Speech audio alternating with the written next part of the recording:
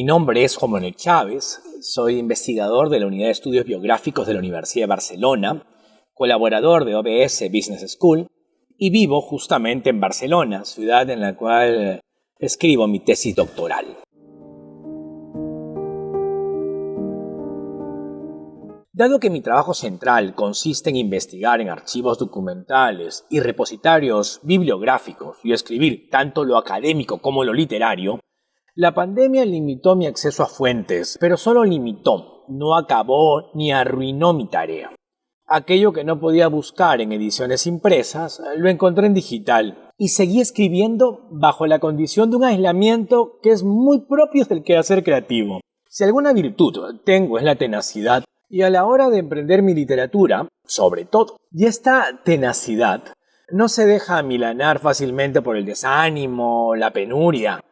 Impera en mí, dicho sea de paso, una voluntad de trabajo artístico, que es una voluntad por vivir. Puestos en el contexto actual, te cuento que hacia febrero ya tenía resueltas muchas de las fuentes bibliográficas y las experiencias de viaje que necesitaba para continuar con 3 proyectos en este año. Quizá esta forma de proyectarme no viene de mi formación de humanista, sino de la ingenieril, que aproveché con unos años de universidad. Yo planifico a mediano o largo plazo. ¿De qué hablo entonces? Lo primero es mi libro de divulgación en torno al hermano de Túpac Amaru II. Yo me había ido unos días al norte del África, donde el hermano del rebelde cusqueño fue enviado al exilio hasta 1822. Y había estado 3 meses en Buenos Aires, tras las pistas de sus últimos años de vida entre 1822 y 1827. Entonces, durante el confinamiento, terminé de escribir el libro en torno a sus memorias, tituladas El dilatado cautiverio, donde transcribo yo, en mi libro, su opúsculo, hago un perfil biográfico e incluso escribo una crónica sobre los desafíos de mi investigación.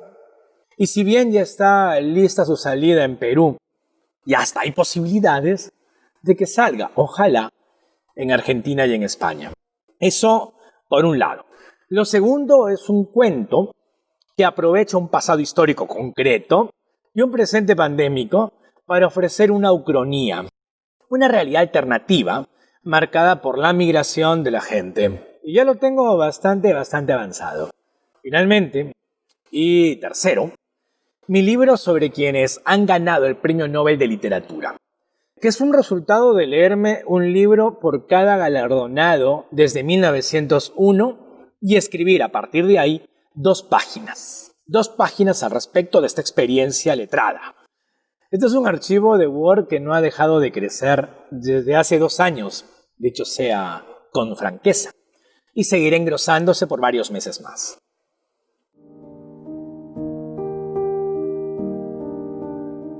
De entrada, reconozco que es un privilegio dedicarme a investigar y escribir. A la vez, es un privilegio que es resultado de tomar algunos riesgos y es un privilegio que intentaré mantener por un tiempo más. ¿Qué conllevó todo esto? Además de aceptar que son muchas las variables que no controlo en mi vida profesional y económica, relajar también mi anhelo de controlarlas. Dicho eso, llega el día en que te reconcilias con la noción de incertidumbre. Y eso es andarse gratamente ligero de equipaje. Y entonces, la pandemia. Una cuestión que ha cambiado en el giro de cómo hago mi trabajo es la manera en que asoman las oportunidades.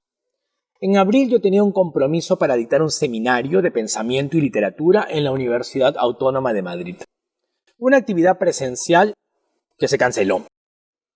Sin embargo, aparecieron otras propuestas a distancia, cuyo impulso ha sido la urgencia que tenían algunas instituciones por seguir difundiendo cultura en pleno confinamiento. Entonces terminé dictando un taller para el Fondo de Cultura Económica, haciendo un programa para COPE, que continúa, y siendo jurado en 2 concursos literarios. Todo esto conllevó adaptar en nuestro pequeño piso en Barcelona un rincón con pizarritas adhesivas para brindar charlas y sesiones literarias. Nunca he grabado tanto audio y tanto video como en estos tiempos. Incluso que decidí hacerlo en el balcón por la dicha del verano. y alguna bulla que se va colando.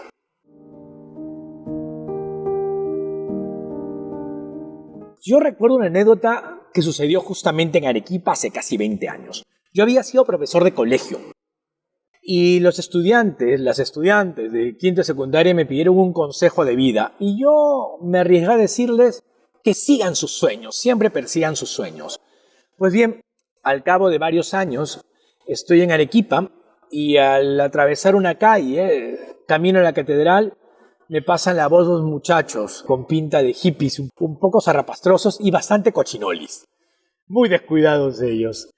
Y me dicen, profesor, no los reconozco de entrada. Profesor, somos tal y cual. Y digo, wow. Eran dos alumnos que habían estado en esa clase de quinto de secundaria donde yo di el consejo de seguir los sueños. Y les pregunté qué hacían en Arequipa. Y me contaban que estaban camino a Río de Janeiro, porque el sueño de ellos era ser músico. Y habían abandonado la carrera por la cual habían optado originalmente en la católica, por lo menos uno de ellos psicología. Eso hizo mi consejo con ellos. No habían avisado a sus padres todavía de la fuga que habían hecho hasta Brasil. Nos fuimos a almorzar y llamamos a sus padres en Lima. E intentaron reconciliar un poco esa fuga tan alocada, persiguiendo una ilusión cuyos consejos tenían como centro el que yo brindé en el aula. Así que eso de seguir caminos es delicado, dado que mi camino fue dejar la ingeniería para seguir la literatura. Y 2 décadas después, dejar la vida en Lima por Barcelona. Entonces es un camino de renuncias, el cual me reconforta mucho. Sigue llenándome de ilusión, pero dudo que sea un gran camino a emular, este de ir renunciando y renunciando.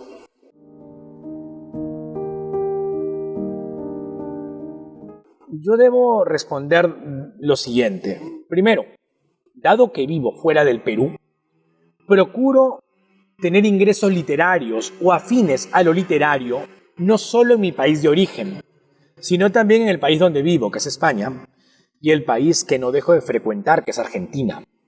De tal modo que mes a mes acumulo soles, euros y algún peso si resulta, a fin de llevar un tren de vida que no pasa de ser un tranvía, pero encantador y disfrutable como tal. Así, vivir de lo literario supone escribir y que esto sea remunerado, aunque sea en lo simbólico por el periódico o la editorial que esté interesada. Supone investigar y que esto sea financiado generalmente con fondos estatales que deberían estar para eso, para asegurar el germen y el desarrollo del conocimiento. Supone brindar algunos seminarios o talleres y que esto sea acordado con instituciones que abonen los honorarios. Soy un escritor peruano que vive fuera de su país, así que por lo general no rechazo encargos laborales. No es que sea un sicario de la actividad creativa, pero intento dar el sí a los compromisos que concitan mi interés y suponen cierto nivel de desafío. Y se vive, claro que sí, bajo un patrón de ciertas renuncias, ya está dicho, y algunas limitaciones. Se vive con la finura extra de disfrutarlo.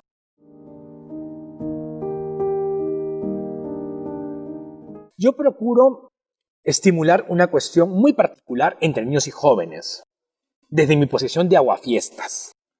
No esperen que un libro esté para divertir como un programa de televisión o una fiesta entre amigos. Esto es otra cosa. Leer tiene mucho de aventura, en la medida que puede ser placentero, pero a la vez desafiante. Tiene una tarea extra la lectura, que a veces es ardua, otra sencilla. Supone entonces un tanto de disposición y otro de constancia. Que ni siquiera entonces lean por aprender. Incluso eso puedo estimular y sincerar, sino que lean para descubrir algo de sí mismos a partir de los textos.